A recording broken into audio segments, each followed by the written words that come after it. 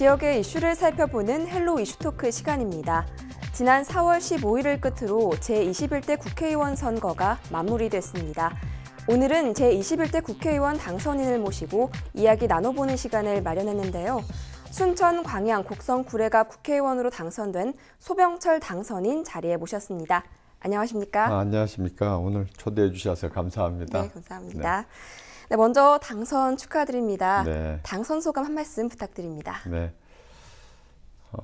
방금 질문을 해주시니까 아련하게 선거 때 여러 일들이 떠오릅니다. 사실 선거를 치르는 후보들은 누구나 자기가 승리한다는 확신을 하지는 못할 겁니다. 저도 우리 순천이 선거구가 분구되는 것 때문에 초기에 좀 어려움이 있었습니다.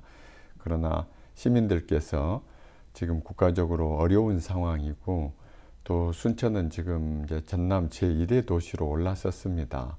그래서 그런 국가적인 위기 극복 그리고 또 순천의 새로운 변화 이런 걸 원해서 선택을 해 주셨습니다.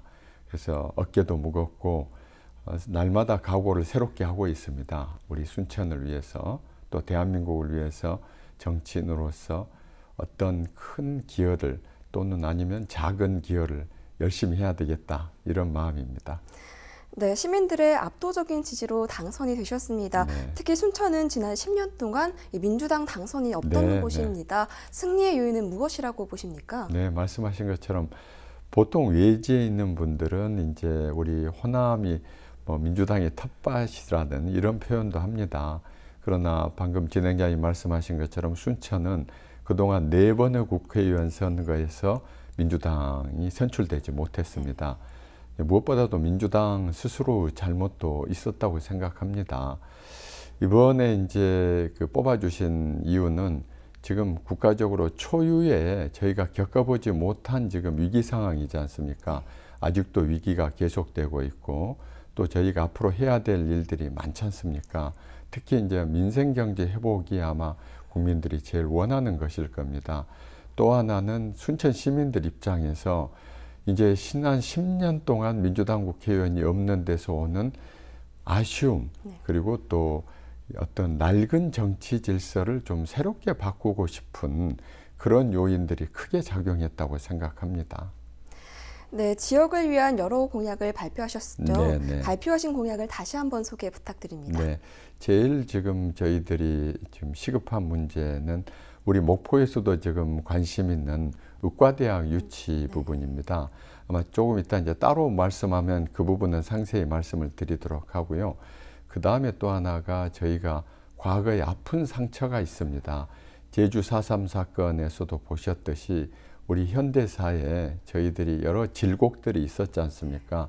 순천 또 인근 지역들이 여순 사건으로 인해서 많은 희생이 있었습니다. 그러나 그 부분에 대해서 한 번도 깨끗하게 규명이 되지도 못했습니다. 그래서 여순 사건 특별법 제정하는 거 아주 중요합니다. 그리고 순천은 이제 온 국민들이 알다시피 우리 순천만 정원 있었는데 2023년에 저희가 국제정원 박람회가 있습니다. 성공적으로 치르는 게 굉장히 중요합니다. 그리고 이제 다른 지역과 공통적으로 저희들도 일자리 창출이라든지 또 지금 목포와는 달리 저희들은 좀 이 KTX 시간이 좀 오래 걸립니다. 이런 등등이 지금 저희가 이번에 좀 그 대표 공약으로 제시한 겁니다. 네, 말씀하신 공약들 가운데 자세하게 다음 공약들을 살펴보도록 하겠습니다. 먼저 순천의 경우에는 해룡면이 분구되지 않았었습니까? 공약 중 하나로 이 공직선거법 개정을 통한 다시 원상 회복 또 순천시를 2개로 분구하겠다 이런 말씀을 해주셨는데요. 관련해서 한 말씀 부탁드립니다. 해룡면이 이제 제 평생 본적지입니다. 해룡은 인구가 55,000입니다. 아마 전국에서 단일 면동으로는 가장 큰 것으로 알고 있습니다. 이번에 선거구 획정 과정에서 사실 시민들이 자존심이 많이 상하셨어요. 그래서 저희는 죄송하다는 말씀과 반드시 정상화시키겠다는 말씀을 드렸습니다. 그러나 그 원인은 이제 조금 살펴볼 필요가 있습니다. 이제 선거구 협상은 반대당과 정치적인 협상을 하지 않습니까? 제가 민주당에 있으면서 오랫동안 그걸 이제 지켜보고 좀 분구를 노력을 했었는데요. 반대당은 전남의 선거구가 하나 늘어나는 것은 특정, 말하자면 우리 민주당의 그 의석수를 주는 거다. 이런 논리에 사로잡혀서 절대 그것을 양보해 주지 않았습니다. 사실 앞으로 이제 인구가 늘어나면은 지금 방금 진행자님 처음에 순천에 이제 인구가 좀 증가해서 1위 도시가 됐지 않습니까? 마땅히 분구가 돼야 되는데 이 부분이 상당히 쉽지 않은 부분입니다. 다행히 이제 민주당이 일당이 됐기 때문에 국회에서 다수결 원리에 의해서 진행이 된다면은 이 부분은 극복할 수 있을 거라고 생각합니다. 그래서 우리 순천의 인구가 늘어난 것에 걸맞는 분구가 사실 꼭 저희가 순천 사람이라고 해서 그러는 게 아니라 헌법재판소의 판결 취지에도 그게 부합합니다. 그래서 그것을 제일 중요한 내용으로 시민들께 말씀을 드렸던 겁니다. 네, 순천 시민 증가에 따른 이 순천시의 분구의 의지를 확고하게 다시 보여주신 것 같습니다. 이어서 다음 질문 드리도록 하겠습니다. 이 선거 과정에서 지역민의 오랜 소원 사업인 이 의대 유치가 참 논란이 많았었습니다. 이 순천대 의대 유치 실현을 위해서 어떤 노력을 하실 것인지 말씀 부탁드립니다. 우리 김원희 당선자께서도 이 부분 가지고 좀 오해도 받으시고 했습니다. 저는 제가 그 순천 사람으로서 의과대학 유치를 과거의 후보자들도 전부 그걸 내세웠어요. 그러나 단 한 발자국도 진전이 없었습니다. 저는 이번에 이것을 좀 새로운 방법으로 접근해야 되겠다 해서 처음에 동남권 의과대학이라는 공약을 내걸었습니다. 그래서 인근에 저를 포함해서 4개 선거구의 후보들이 모여서 협약식을 했습니다. 왜냐하면 저희들끼리 다투고 경쟁하면 이 역량이 집중이 안 되지 않습니까? 그 다음 단계로 저는 우리 목포에 있는 서남권과 손을 잡고 의과대학을 유치를 하는 걸 추진하겠다. 근데 이제 중간 과정에서 그런 부분들이 제대로 안 알려져서 아마 우리 김원희 당선자께서도 고생을 좀 하셨는데요. 사실 솔직히 말씀드리면 지금 17개 시도 중에서 의과대학이 없는 게 이제 전남입니다.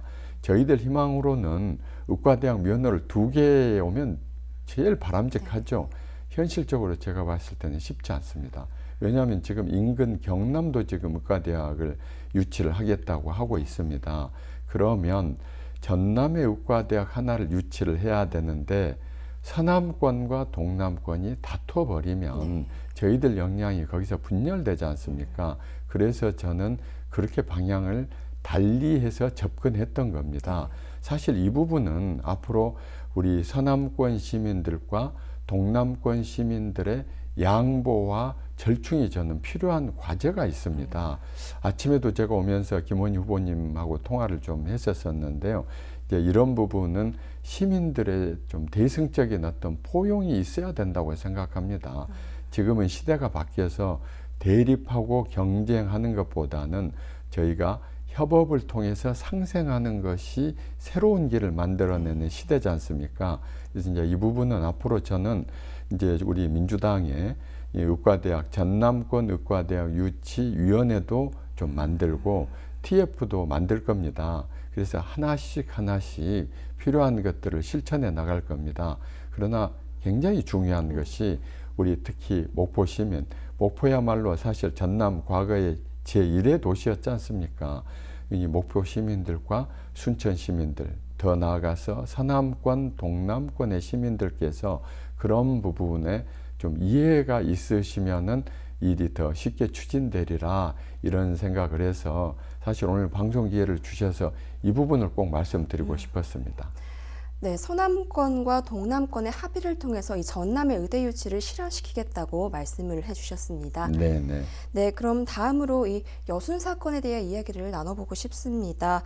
시민들의 염원하는 일, 또 이 여순 사건 특별법 제정이 국회에서 상당히 오랜 기간 머물면서 통과를 하지 못하지 않았습니까? 그렇습니다. 네, 어떻게 해결하실 그게 근본 원인은 사실 뭐였냐면요, 이념의 굴레 때문에 그랬습니다.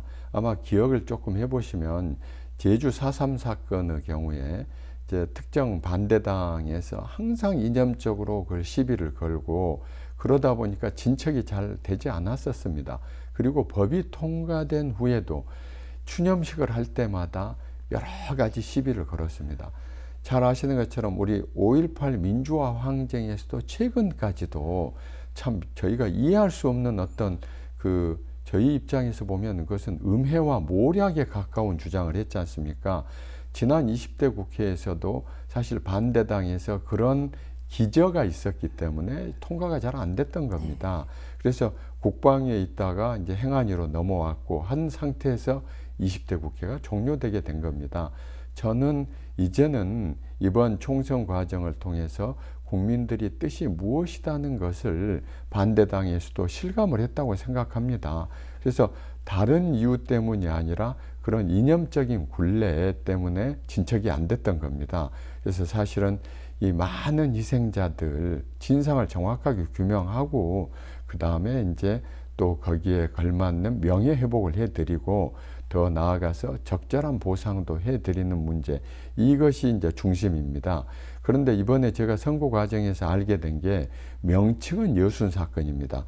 그런데 당시에 희생이 이루어진 것은 여수 순천뿐만 아니라 곡성, 구례, 심지어 진주, 산청 지역도 많은 피해가 있었더라고요. 그래서 저는 앞으로 이 법을 추진함에 있어서 이번에 그 동남권 후보자 네 사람이서 이것도 공동으로 추진하기로 했습니다. 저는 앞으로 이제 이 부분을 경남권에 있는 우리 의원님들하고도 그 지역에 실제 피해가 많았으니까요. 하면은 어려움은 있겠지만 21대 국회에는 반드시 통과시킬 수 있겠다. 이런 각오가 있고요. 오늘 제가 여기 지금 달고 있는 이 꽃이 이게 이제 동백꽃인데요.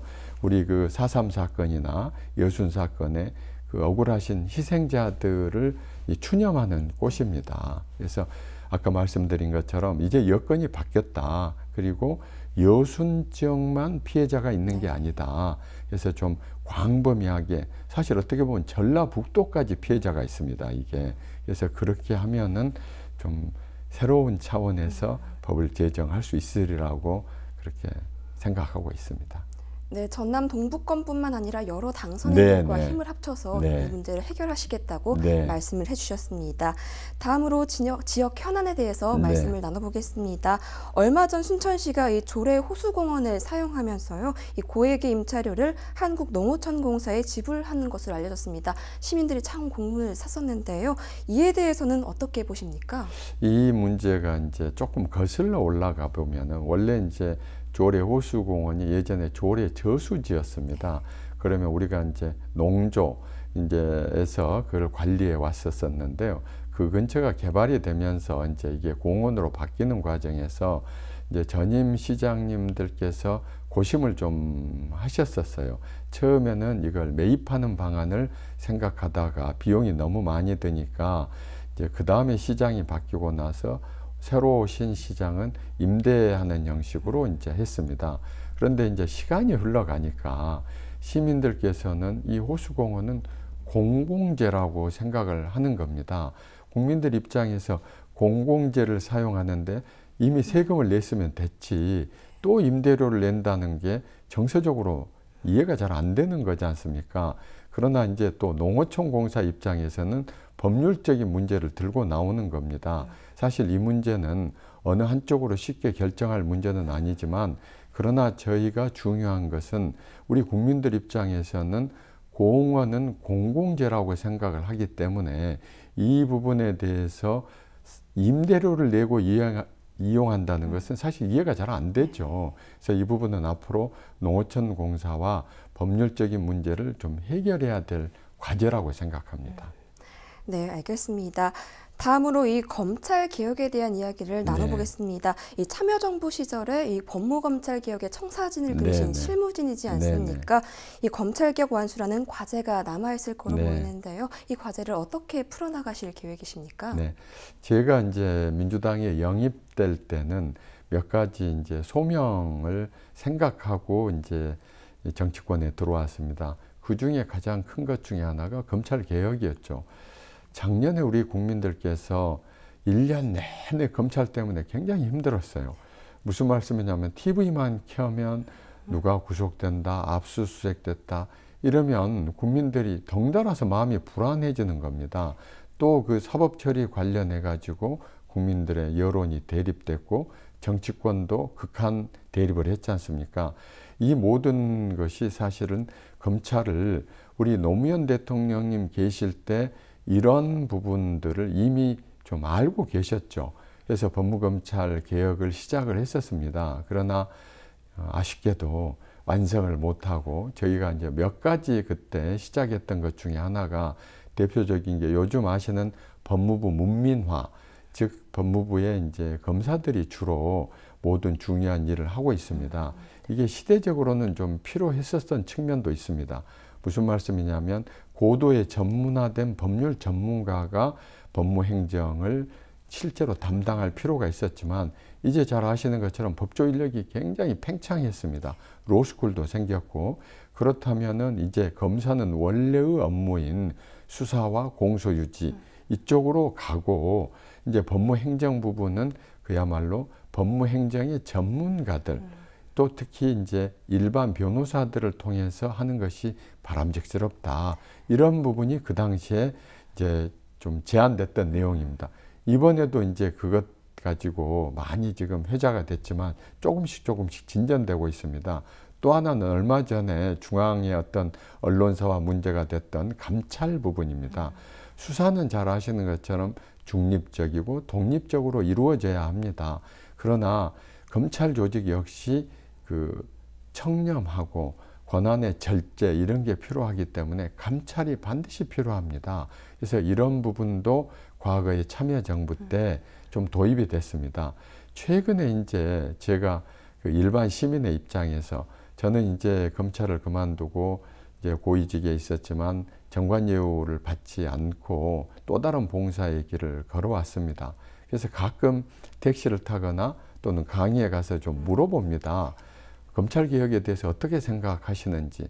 그러면 제일 처음에 나오는 답변이 뭐냐면 검찰의 권한이 너무 막강하다, 세다 이런 말씀들이 나와요. 그래서 검찰의 주인은 분명히 국민이지 않습니까?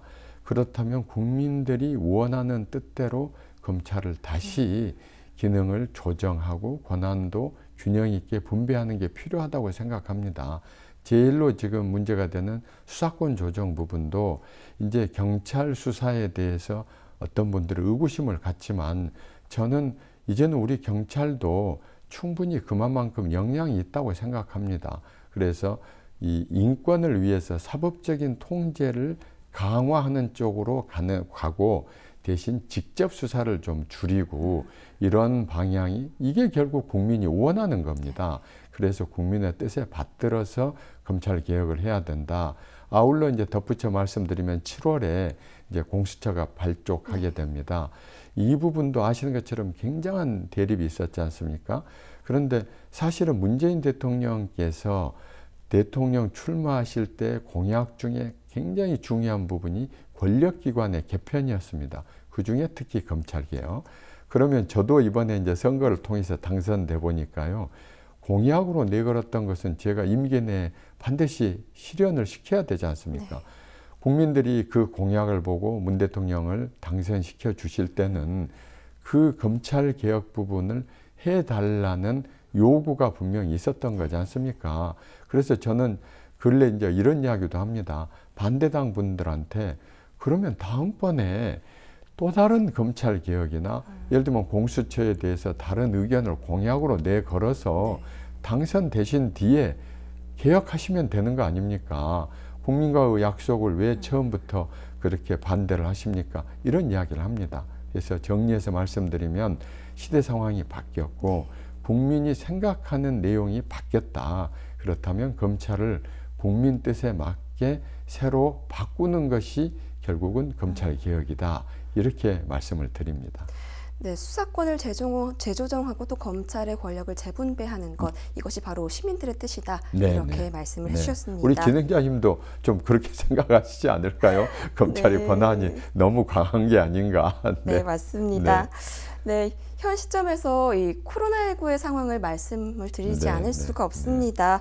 이 코로나19가 장기화되면서 시민들의 우려의 목소리가 높은데요. 이 지역사회 안정을 위해서 어떤 노력을 하실 계획이십니까? 네, 이번에 이제 지금 추경이 이제 아마 반대당에서도 추경의 필요성을 인정해줘서 하면 이제 저희들이 지금 국민들이 제일 관심 있는 재난지원금, 이게 이제 과연 국민들의 소득 하위 70%를 할 거냐, 100%를 할 것이냐의 논란이 있다가 100%로 이제 의견이 모아졌지 않습니까? 그러면 전체 재원이 한 12조 2천억 정도 소요되는 걸로 지금 나와 있더라고요.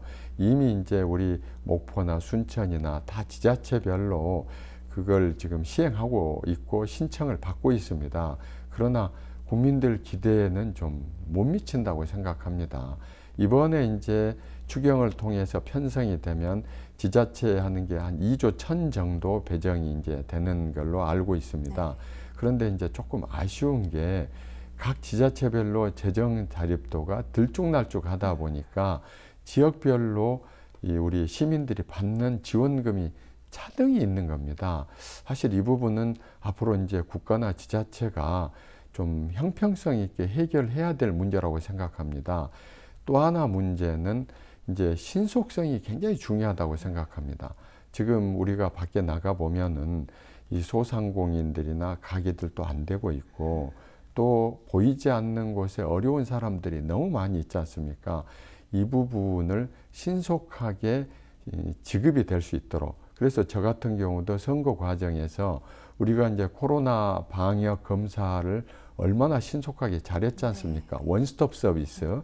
그래서 저는 지원도 원스톱으로 해주자고 그런 내용을 내세웠습니다.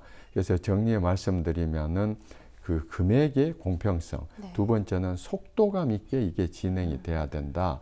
더 저는 조금 이제 제가 지금 국회에 아직 등원을 하기 전이지만은 저는 이제 세계적으로 지금 보면은 아마 헬리콥터 머니라는 말씀을 들어보셨을 거예요. 미국의 유명한 경제학자가 지금은 전통적인 경제 이론을 가지고 국민들을 위기로부터 벗어날 수 없다. 그러니까 헬리콥터에 돈자루를 싣고 공중에서 돈을 뿌리듯이 해야지 이제는 경제가 살아난다. 저 역시 그렇게 생각을 합니다. 미국도 이미 무한 양적 팽창을 들고 나왔지 않습니까? 우리는 이제 사실 굉장히 재정 건전도가 좋은 편입니다. 다른 선진국에 비해서. 이게 코로나19 위기가 앞으로 상당 기간 갈 것 같지 않습니까? 또 일각에서는 재연의 염려도 있지 않습니까? 저는 국가에서 이 양적 팽창을 더 과감하게 해야 된다고 생각합니다. 그래서 지금 지자체별로 목포에 사느냐, 순천 사느냐, 이 광양 사느냐에 따라 국민들이 받는 지원금이 차등이 있다는 건 저는 이 유권자 입장에서 이해할 수 좀 어렵다고 생각합니다. 이해하기가. 그래서 그 부분도 국가에서 적극적으로 조금 형평성 있게 해주는 조치가 다음번에 있어야 된다. 그래서 국회에 들어가면 그런 부분도 적극적으로 건의를 할 생각입니다. 네, 긴급재난지원금에 대한 의견에 대해서 들어봤습니다. 네, 코로나19로 인해 피해를 입은 국민들을 대상으로 긴급재난지원금을 지원하고 있습니다. 이 순천에서는 잘 진행되고 있는지, 또 문제점이 있다면 그에 대한 대책은 어떻게 세우실 것인지 궁금합니다. 네, 우리 순천시가 이 부분에 대해서 좀 발빠르게 움직였습니다. 그래서 순천형 이 재난지원 방식을 진행하다가 또 우리 전라남도에서 이제 재난지원금 방식이 와서 그 두 개를 포섭해서 지금 신청을 받고 있습니다. 그런데 이제 아까 잠깐 말씀드린 것처럼 순천의 재정 자립도는 여수나 광양보다 좀 뒤떨어진 편입니다. 그래서 생활권이 같기 때문에 시민들께서 좀 많이 그 부분에 대해서 아쉬워합니다.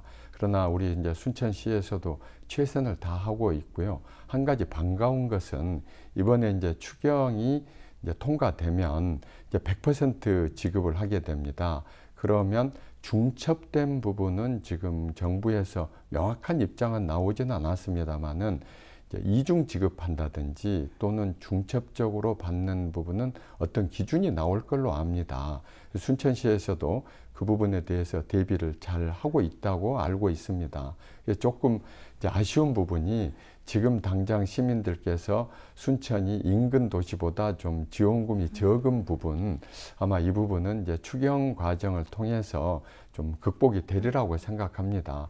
그리고 이제 우리 순천시에서는 이 재난지원금도 있지만 우리 소상공인들이나 영세상인들을 위해서 굉장한 많은 노력을 하고 있습니다. 아까 말씀드린 착한 임대료라든지 이런 것들. 그래서 시민 여러분들께서 아쉬운 부분은 이제 순천시나 또는 저희 민주당의 의견을 주시면 저희가 최대한 좀 반영해서 시민들께 아쉬운 점을 극복해 나갈 생각입니다. 또 코로나19로 인해서 경기 침체로 인해서 네. 많은 어려움을 겪고 네, 있습니다. 하지만 이 코로나19가 아니더라도 지역경제 활성화는 참 중요한 네, 사안입니다. 그렇죠. 이를 위한 방안은 또 어떤 것들이 있으십니까? 이제 지금 대부분 각 지자체별로 보면 이제 지역 상품권을 발행을 한다든지 아니면은 이제 공공기관의 임대료를 낮춰준다든지 여러 다양한 방안들을 시행을 하고 있습니다. 그리고 이제 특히 우리 소상공인들의 경우에는 지난번에 소상공인 기본법은 통과가 됐습니다. 그런데 지금 시행령이 아직 통과가 안 되고 있습니다. 그래서 그런 시행령에서 구체적인 부분들, 왜냐하면은 지금 아시는 것처럼 큰 기업들도 지금 점점 위기가 닥쳐오고 있지 않습니까? 제일 중요한 게 지역의 소상공인들, 영세상인, 그리고 지금 대부분들의 시장에 가서 보면 하루 벌어서 하루 먹는 분들, 이 부분들에 대한 어떤 배려가 있어야 되는데, 저는 이제 선거 기간 동안 이런 이야기를 했어요. 과거에는 새벽 5시에 문 열던 것을 4시에 열면은 돈을 벌 수 있었습니다. 지금은 안타깝게 그런 시대가 아닙니다. 그러면 앞서 말씀드린 것처럼 결국은 국가에서 재정 확대를 통해서 지원을 많이 해주는 것이 요체다. 이것이 없이는 힘들다. 지금 지자체별로 여러 가지 노력하고 있는 것들을 좋은 제도는 서로 벤치마킹하고 하는 것도 중요하지만 근본적인 해결책은 국가에서 재정적인 지원, 이 부분이 해결책이라고 생각을 하고 있습니다. 네, 이 지역경제 활성화를 위해서는 국가적인 차원에서 재정 지원이 필요하다고 네. 말씀을 해주셨습니다. 네, 치열했던 제21대 국회의원 선거를 치르고 이 후유증이 조금 남아있을 것 같은데요. 네. 이 후유증을 어떻게 끌어안고 대처를 하실 계획이십니까? 네, 이제 어느 지역이나 선거에는 극한 대립을 하지 않습니까? 제가 아까 의과대학 유치에 대해서 좀 새로운 패러다임을 말씀드렸지 않습니까? 지금은 이제 대립하고 경쟁에서는 새로운 길을 찾기 어려운 시대입니다. 지금은 어떻든 서로 화합하고 협업해서 상생을 해야지 지역 발전이 이루어집니다. 그래서 저도 선거 끝나고 나서 그 몇몇 후보분들께 그런 뜻을 말씀드렸고 흔쾌히 승낙도 해 주셨습니다. 그래서 이제 후보들이 결국은 저희가 지역과 또 대한민국을 위해서 출마했던 거지 않습니까? 그래서 우선 당선자가 좀 더 겸손하게 그리고 양보하는 마음으로 경쟁했던 분들, 또 경쟁했던 후보를 지지했던 시민들까지도 모두 포용하고 존중한다면은 아마 그런 부분들은 치유가 되고 또 새로운 시너지가 나올 걸로 생각합니다.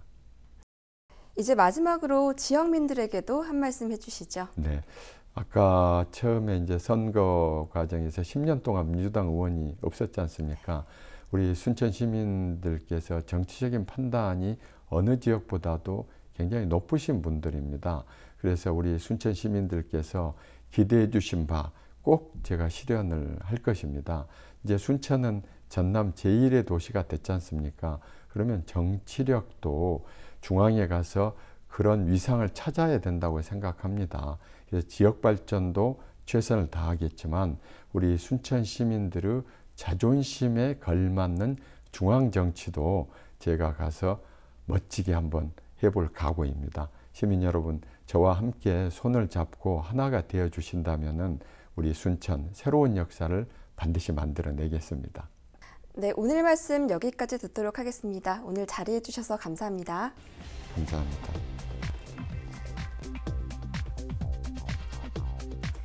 지금까지 순천 광양 곡성 구례갑 국회의원으로 당선된 더불어민주당 소병철 당선인과 함께했습니다.